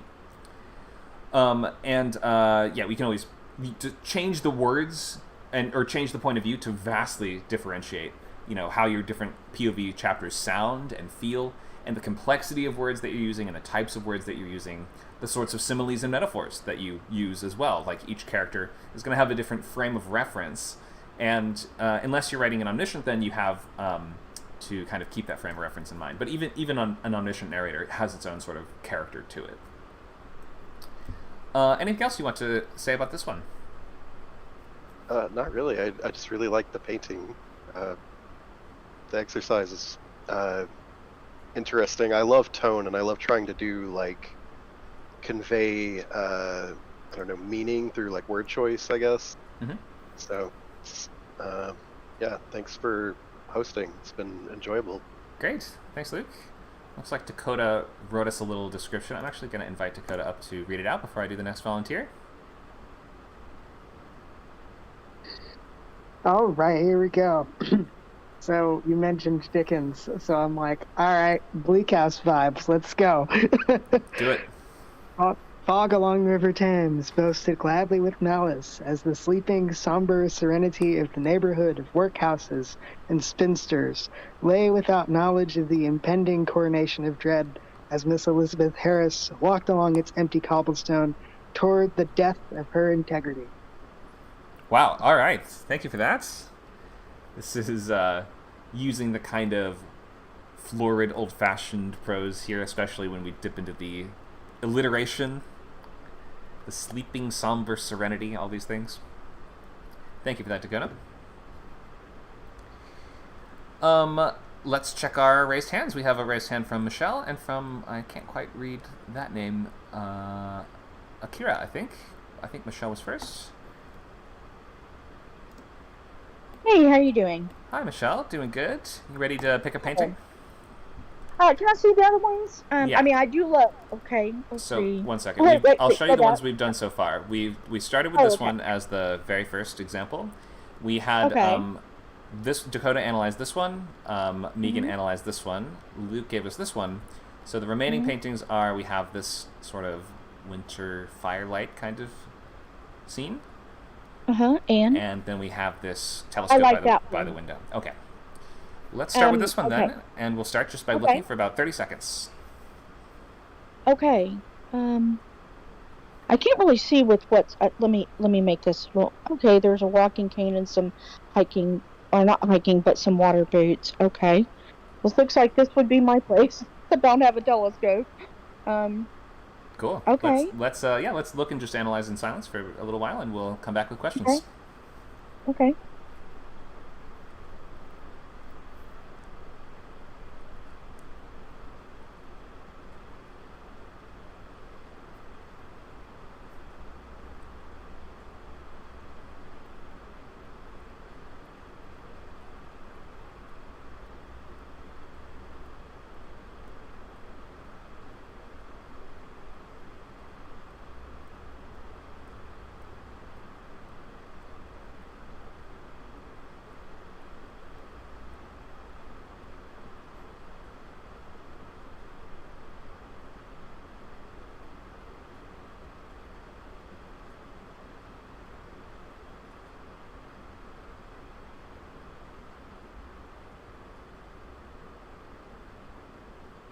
Okay, Michelle, first impressions? Well, I really like it. It's very homey. Looks like it's on Puget Sound, and I used to live on Puget Sound. Um, Never had a telescope, but I've wanted one for a long time. And the water, I call them water boots, but they're kind of like shoe galoshes. Very common up there. And the Native American print rug. I don't know what tribe that would be from, but it would fit the Pacific Northwest. Um, I love the lamp. I have lamps kind of like that. And I have tables like that with magazines underneath. Um, and yeah, I had a walking stick. I've still got some walking sticks. Um, I like the chair. It's early American, and that's kind of furniture I grew up with. So this feels a lot like home for me. Mm-hmm. And but there's a glass. It looks like whiskey, and I can't stand whiskey. Okay. So, or maybe it's rum. I like rum, but I can't stand whiskey. Oh, Um, you know, so um, questions right off the bat. So you said this feels like home, right? This feels homey. This feels it has like a mhm, comforting quality to it, which is interesting to yeah, me because we were just looking at a very lonely cold painting that had a person in it. mhm, There's a person in there doing something. mhm, There's no faces. There's no emotion here, but there's no people or emotions in this one either. But why does one feel comforting and one feels cold? Why does one feel like home? mhm. It's the warm colors, Mm-hmm. um, and I'd say the some of the not some of the darker colors are a little bit in the foreground, and some are some are in the foreground, but act like background, and some are in the background and act like foreground with the lamp and its warm light. And I have lamps like that. Um, and then yet the telescope is near there. It's in the middle of it's almost on the center, but not quite. So what this indicates is while this is homey, there's something a little bit askew here. Mm-hmm. Um, I imagine myself living here, um, and when I'm not busy doing anything else, and maybe my boyfriend's off doing his grading or something. I sit at my telescope, and you know when the clouds pass by, which is not often in the on Puget Sound, I watch the stars and planets, and maybe I watch the clouds and look up the different clouds, because I've forgotten all my cloud formations, because I did take earth science and astronomy and meteorology in college, just because they're interesting. Mm-hmm. So I might be watching the cloud formations and coming, to tell my boyfriend every 30 minutes, hey, the cumulus clouds are passing, so we don't have to worry about a bunch of rain tonight, Mm-hmm. and we'll go walk the dogs and the cats, because we go walk the cats, they follow us. So, we might be able to go for our twilight, walk, like always. Um, so I might do that, just and that would be interesting to me, that's so yeah. Let's see, and there's the walking stick and the shoe galoshes, and I'd wear those, and I'd wear probably the red plaid jacket, and with the raincoat, and I don't know why I would have poured a glass of rum, because I wouldn't have done that. Maybe it's a cup. Maybe it's a cup of cold coffee. I'd have that instead. Sure, And totally the up to you. and the painting, there's a big rock there. I don't paint, but my sister does, and I might have sent her a photo and said, "Could you paint this for me?" And she would have done it and just sent it to me. And I love her art. Um, so, and then there's a stack of magazines that, I'd read. I'd read those and just keep them. They'd probably be National Geographics that are 20 years old, and I just reread them. Mhm. Um, and maybe political magazines, because we like those too. Um, so yeah, and this would be our little house, maybe 3 or 4 bedroom house, and this is what houses look like in the Pacific Northwest. They had this kind of boarding on the walls, and Mhm. they don't have those kind of windows. Those are more modern, but that'd be okay. And there's some nice deciduous trees that'll change colors, and I'm right there on the water. We have maybe a little dinghy, maybe a canoe, or maybe some kayaks, and we just go. We you know we go kayaking or paddling, like during the evening or the day, or you know. So it'd be really nice. We don't So we don't have to put in a swimming pool. We can just go swim in the sound. yeah, comes with its own swimming pool, doesn't it? Right, exactly. So he'd say, "Well, you always say you want a house with a swimming pool. We're right here on the beach. We don't have to have a swimming pool. Like, that's right. We don't need to have a swimming pool." So, okay, I'm sorry, you wanted to Yeah. ask a question. Questions. Yeah. So let's. I think. Well, so first, I just wanted to note that I think something that also makes it feel very sort of lived in, as opposed to the earlier one we saw, which feels very cold and almost Yeah. like a place where you don't want to be. Because this is, to begin with, this is a street and an alley that feels almost a little disconcerting. Whereas this feels safe, I would say. Part of that is Yeah. also the fact that it feels so lived in, or the thing that makes it feel very lived in is the details, like the coats on the wall. Like there's 2 separate coats there, indicating that 2 people perhaps live here together. The half-poured drink with some missing from the glass. We have the dog-eared, crinkled magazines, which implies that they've been read many times. Like it just feels like a place where people have lived, or do live there currently. Let's ask, how would we give it a different tone or mood? What if we wanted this not to be so sort of, safe and comforting, but in fact you wanted this to be a very scary place? Well, okay, the clouds are, they're very overcast in the Pacific Northwest, especially around the Sound. That is normal. And it's very cold in the wintertime, but yet it rarely snows. And the type of cold you have is just, it's just feels like it goes right down to your bones. So, there's lots of orcas, and let's change this. Maybe there's something like the Loch Ness monster, in the Sound, and no one's ever seen it. It's been living in the deep, and for whatever reason, it's decided to come into the Sound, and it appears right there, near the person's house. I'm just gonna make this my house, because it looks Okay. very. I like this, although I might have a little bit more comfortable chair. Yeah, that's like looks a dinner chair. Yeah, that I might just put a pad on it, because the back is fine. It just, my butt might get sore. So I've been looking at things through my telescope, and it looks like a big kind of sea monster has appeared almost like right at the shore, right by my house. And I'm thinking, let's see, I've seen this, and I'm going to wait to see if I'm going to put my camera, connect it to my telescope, and get pictures of it, and I wait for weeks and weeks, and it doesn't appear. But then there's been a couple kids missing, and they turn up on my shore, and they have giant bike this is like a whole story now. So we're just talking about the single image, but yes, okay. I definitely agree that painting a sea monster into it would make it much scarier, for sure. Sorry, I thought I was supposed to go into all that detail. I apologize. That's okay. That's just like outside of the scope of just the picture. So let's focus on just the image. So Okay. so we can see how it's portrayed here in this very comforting way, we might imagine. if it were painted differently, it could create a different mood. Let's just go back to the painting as it is, though. Let's think how we would describe it. So what's the first thing that your eye kind of goes to? Maybe we can use that as the subject of the first sentence.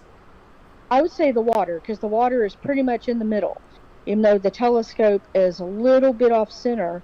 But, I'd say those are really the focus, the water and the telescope, because someone either looks at the sky, the water, the trees, they're looking for something. So I'd say the water and the telescope.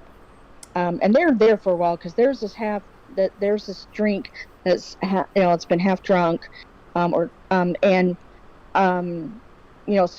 they've been sitting there for a while. So I'd say the water and the telescope are the focus. And this could, in the Pacific Northwest, this could be the morning. It could be 12, noon, or it could be 4 or 5. It's just so cloudy there all the time. It's hard to tell. Right. So, but there is a storm coming, and there's this little black thing in the water, and that could be an orca. True. Could be a Loch Ness So- monster. We don't know. could be the Puget Sound monster. Mhm. Anyway, or maybe the Loch Ness monster jumped over the land, the land somehow, or went under, and it's now appeared there. Anyway, but I'd say those are the focus. And since the lamp is on, this it needs to provide some more light, because there's not really enough light to be able to observe what's going on there very well. Okay, so maybe we could include the lamp in the first sentence description of the room as well.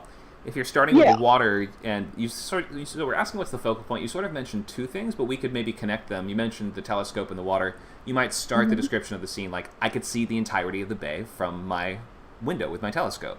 Something like that, right? That's sort of, you are saying the character is perceiving or looking out through the telescope to see this scene. And then maybe as we continue to add detail, that's when you would sort of expand on the room around them. Yeah, and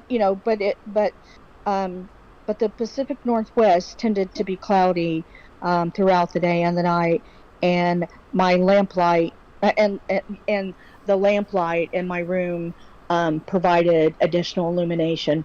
That's beginning to sound a little bit purple, but but That's okay. That way we could include the light right there, and it's in the corner, so it provides lamplight to a lot of that area, and yet it comes out, towards the middle of that area. Yep. So as we continue to add more detail, if you wanted to make it purple, you could go on and on about the dark umber of the lamplight as it splays on the magazines and like all these things. And you could just go into something about light and reflections. Just really draws the purple prose out of people. I don't know exactly why they always harp on those things, but because light's important, It is light important. That is true, and it does a lot of different stuff. Like right. it can be envisioned and described in many ways. Anyway, And go ahead. Well, and it looks kind of like maybe the window is open, because on the other side, it looks more like you're looking through glass, and these type of windows, when they open, they can go all the way up to where those little windows at the top. That's where the bottom of the window is, and it's hard to tell unless you're right there, or they might be split in the middle and open all the way on the other side.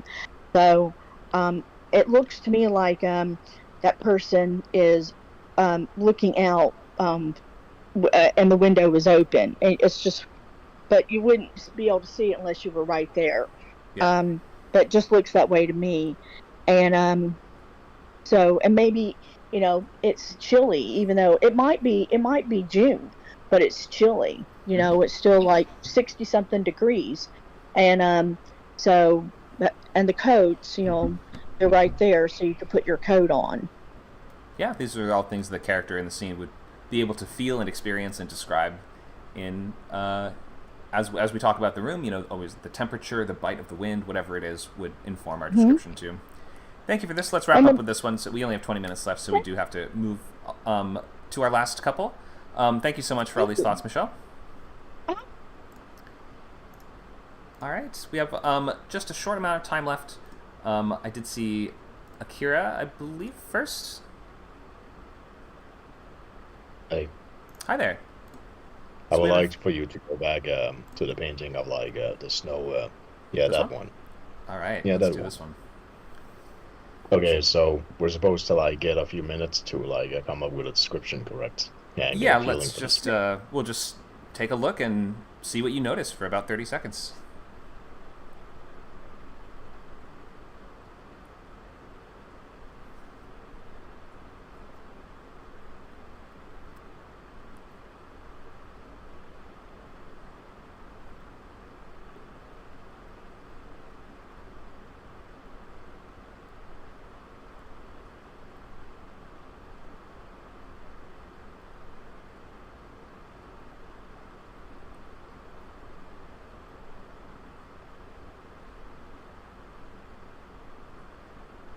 I'm ready. All right, first impressions.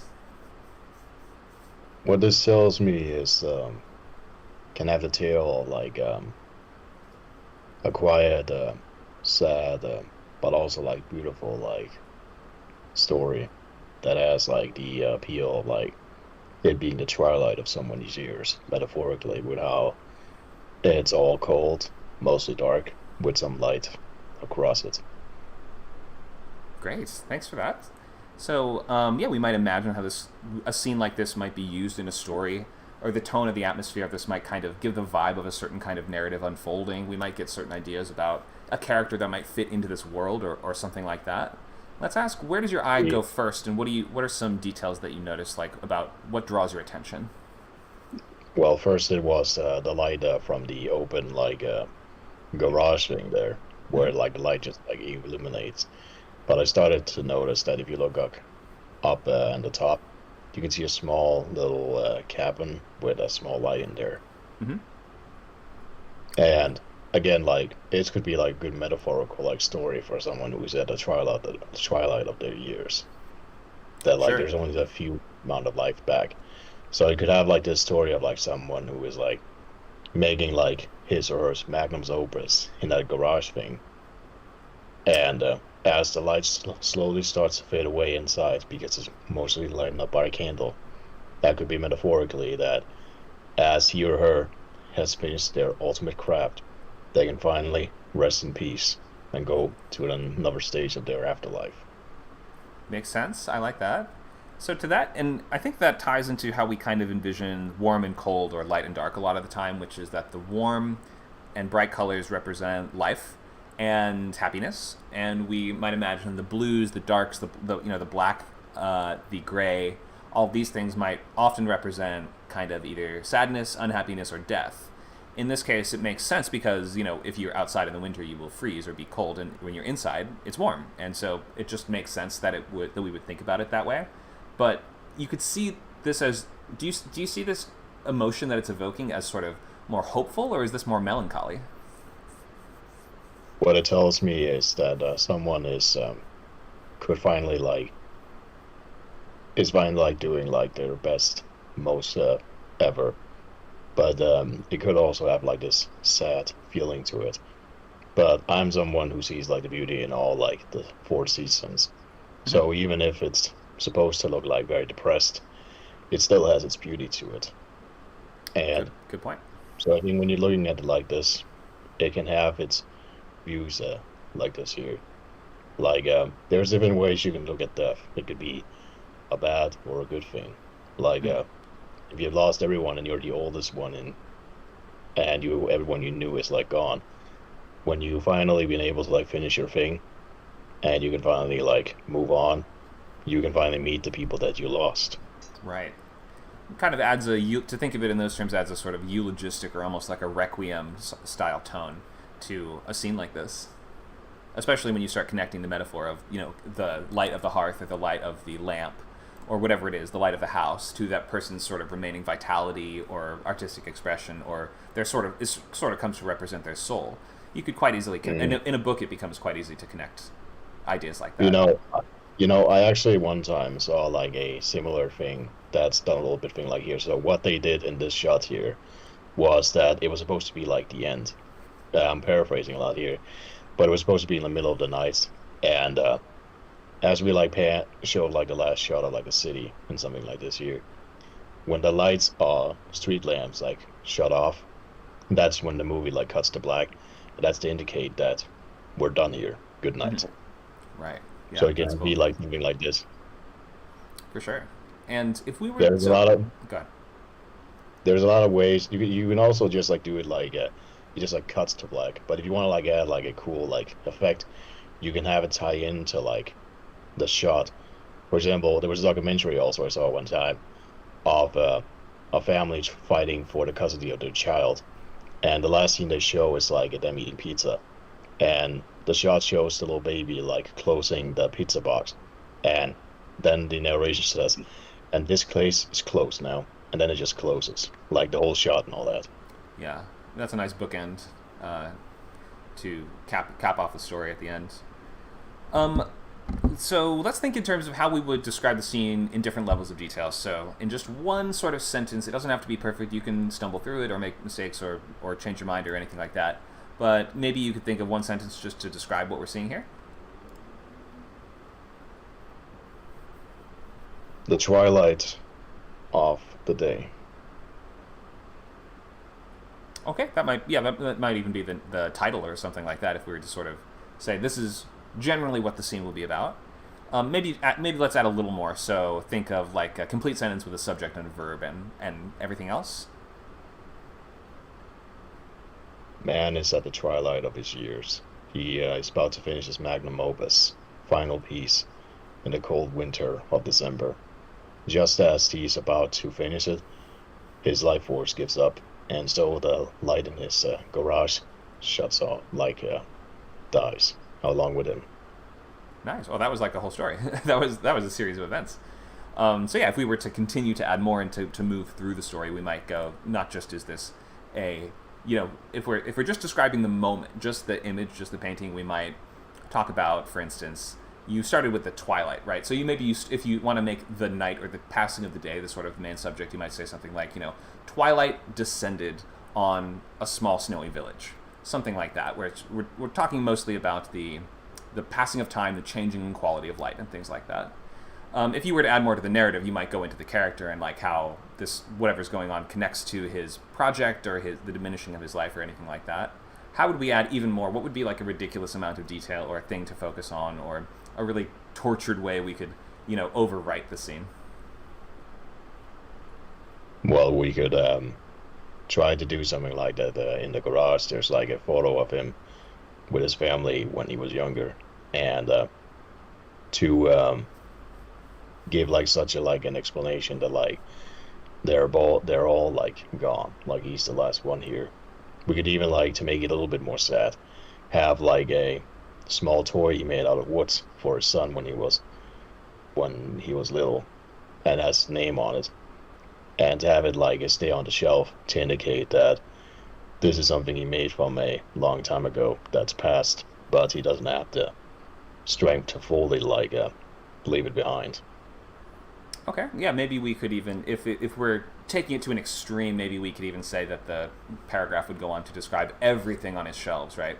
Every little memento, every tiny pen cap and paper clip, and the paper clip that once held together his, book report from school in 8th grade, and like, you go into just so much on all his little possessions, then that might kind of be just taking a little too far. Go ahead. Now, I am not a senior person, but I've known senior persons in my life, and one thing I've noticed is that when it comes to stories about them, it's like they always like to like go into detail about every little thing they have that we may not. So like, we may just see his paperclip, but to him it could be something important because he's reminded of that day when he went to high school. Sure. Or he could see like this bump in the wall, and he's reminded of that time when he got so angry that he punched in the wall and gave it a bit of a dent. So even if it just seems like useless. I'll know I've lost weight. But how did I do it? It's all thanks to I think we're hearing some kind of TV. There's somebody's mic. Let me just move her from the room. Sorry about that. So even if it's so in most stories, it would just be like clutter and clutter and clutter, feeling like to fill up a page. But because into the context of like a man's like the last few minutes, we always like remember everything about ourselves, even the small things that we took for granted. Yeah, So in this thing, like, Go ahead. if you were to like come up with a story like this to me in a page thing here as a pitch or something, I would look past the fact that you just like fill the page with every small little detail in this context here, because it does make sense and add up here. If it was Sure. like a teenage drama story, I would just tell you to get out of my office for wasting my Right. time. Yeah. Or if it's a creature feature, we're wondering about the werewolf, but you're going into detail on the thumbtacks on the guy's wall for 10 pages, then it might kill the pace of the book. Yeah, But good thoughts. Thank you so much for sharing that. I'm glad you liked it. We have time for just one more. I thought, was Eden's hand up? No, not anymore? Okay. Maybe we can wrap up then with final thoughts and questions on anything we talked about today. Again, I'm not an artist. I did not have a background in fine art, which is why I'm actually trying to challenge myself to think of these things more and to actually pay attention to the specific ways that we can create tone and mood and atmosphere, and how to balance the level of detail that we use in our prose. Any last thoughts that anybody wants to share, you can raise a hand and speak out loud. We have just 5-6 minutes left, but if you have quick questions or comments, then we're glad to hear them. Mario, go ahead.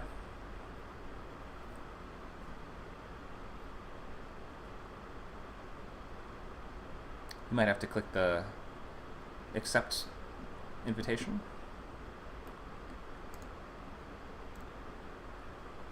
Or maybe he left the room. I'm not sure.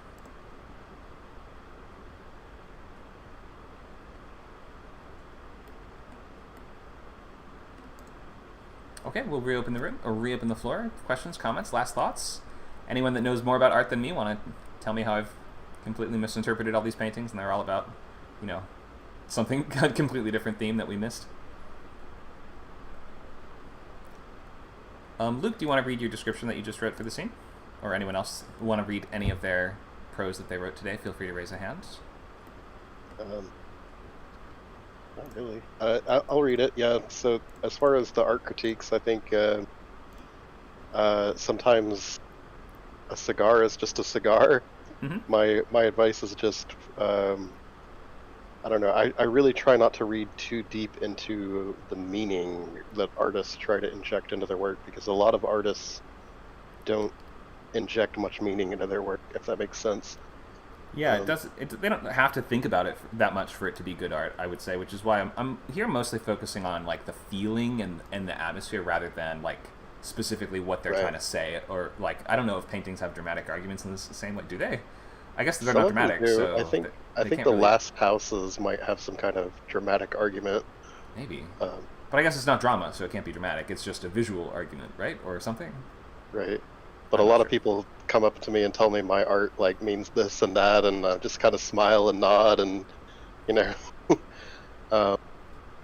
Anyway, so I'm gonna read my description. Yeah, go ahead. An orange wedge of light shot from the open carriage house door and splashed across the snow-strewn street, falling on the entrance of the adjacent domicile, a 2-story brick and oak home, 1619 Plibbleton Lane. I think it's a little bit purple. I mean, quite a lot bit purple, honestly. Not too bad. But that was the point.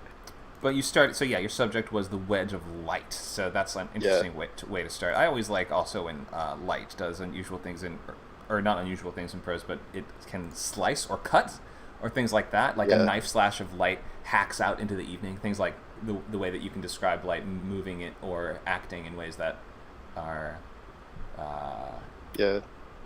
I don't quite know how. I don't have the words to describe the visuals very well, but I yeah, I like the idea remember of starting very- with that as the subject works well. Go ahead. I remember sort of like very vivid descriptions of spotlights in some book I read as a kid, doing all of those things, cutting and slicing and I don't know, all of the verbs that a light might do. Mm-hmm. Definitely. Thank you for that, Luke. Mario, do you have questions, comments, thoughts? Your mic is muted, by the way, so you'll have to click the microphone icon.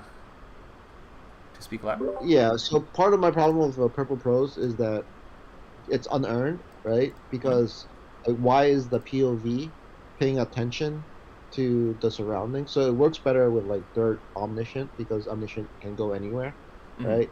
And so that's like a trick of it. But then I still like it has to be like sort of drawn to the plot, and sometimes I see like what most genre writers do because I'm a genre like fantasy writer. It's always sunlight, right? It's always Yep. light that hits something, that hits something else, that hits something else. It's basically like a writer would just use the light coming from the light, right? And Yep. it starts hitting every branch. It's like throwing a ball, like a pachinko ball, and then it'll hit every branch downwards. And so you like in this painting right here, right? It would be like the the light hits the snow, and then it will hit the snow, and then and then you get the icicles like fingers crawling down like the demon's nail, and leading toward the hellhole. But I know it's not a hellhole; it's only a red lantern light, and it goes into. But the light is blah blah blah blah blah blah. Your mom and your sister died of cancer or something, and then it's, stuff like that. Yeah, good point. So you're sort of saying that the point of view has to, if you're writing in a purple way, it has to be a character that would think that way, or that would at least perceive that way, right? Yeah, you have to hang a lantern on it somehow. It has to be earned, right, in some way.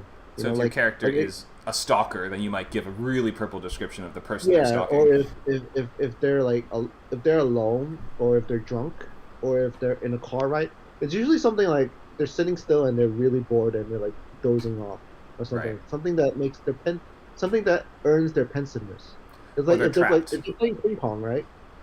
Right after ping pong is they're not gonna like sit down and like look at the shelves, Right. Or imagine if they're trapped in a room for a year, then you might have a scene where we want a really, really, really purple description of that room because that would sort of mirror the character's experience.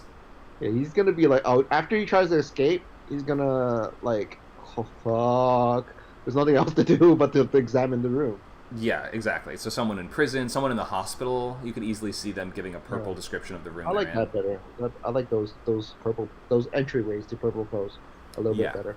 That's a good point. The way we can use it on purpose for a specific narrative effect. Thank you for that. We are at our time, but we have time for maybe one more question or thought or comment if anybody wants to wrap up. Let's see. Dakota says, I almost exclusively write purple prose, but I'm writing in a specific time and place, and third omniscient, the most modern I've gone in is 1900. Okay, so you're sort of deliberately antiquating it for narrative effect. That makes sense. And Luke has a Beksinski quote for us. Let's just end with that for today, Luke. What do you say? Why don't you read that out? How do you say his first name? Do you know how to read it?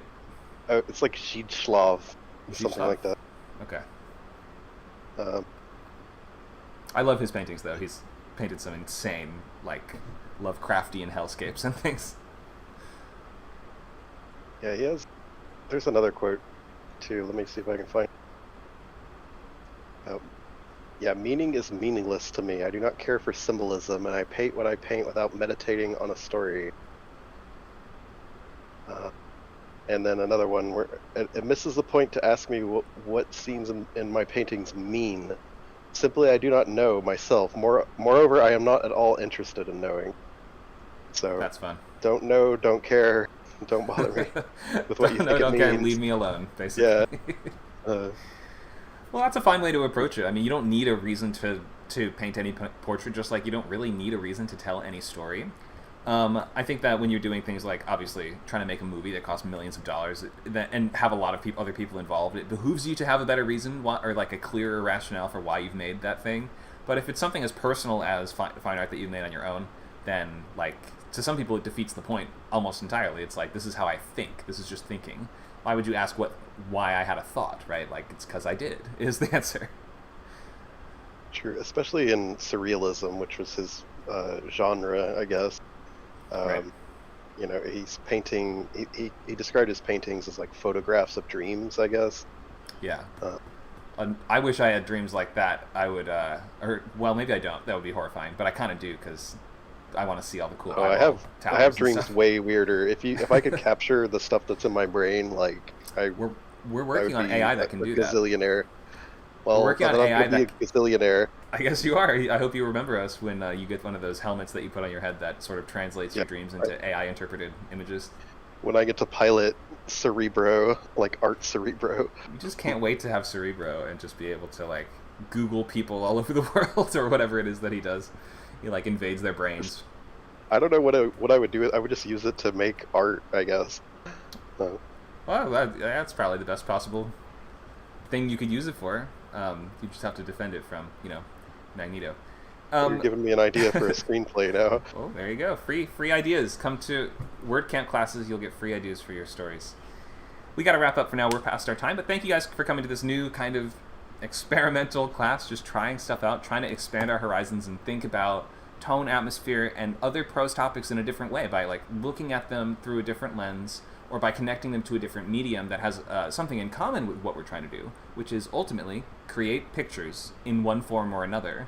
But by looking at it at a different medium, I think it helps us re-examine how we approach it in our own. Thank you guys so much, and again, anybody who knows more than art, feel free in the comments to tell me the many things that I did not have the vocabulary to understand, and I'm glad to learn more about that.